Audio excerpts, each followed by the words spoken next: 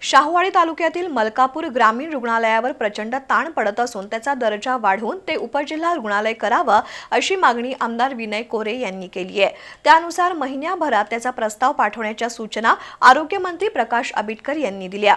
तसंच उपजिल्हा रुग्णालय होईपर्यंत मलकापूर ग्रामीण रुग्णालयातील सेवांची संख्या वाढवण्याचा निर्णय घेण्यात आलाय।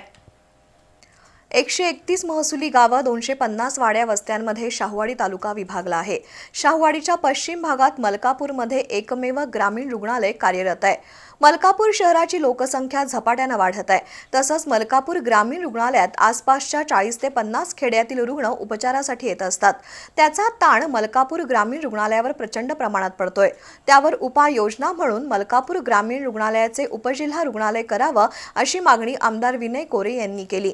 मलकापूर इथं उपजिल्हा रुग्णालयाचं प्रत्यक्षात काम सुरू होत नाही तोपर्यंत उपजिल्हा रुग्णालयात ज्या सेवा सुरू आहेत त्या सेवा तातडीनं द्याव्यात। तसंच डायलिसिस सेवा तात्काळ सुरू करावी आणि उपसंचालक डॉक्टर दिलीप माने यांनी मलकापूर ग्रामीण रुग्णालयाची तात्काळ पाहणी करून 1 महिन्यात उपजिल्हा रुग्णालयाचा प्रस्ताव शासनाकडे सादर करावा अशा सूचना संबंधित आरोग्य विभागाच्या अधिकाऱ्यांना नामदार प्रकाश आबिटकर यांनी दिल्या।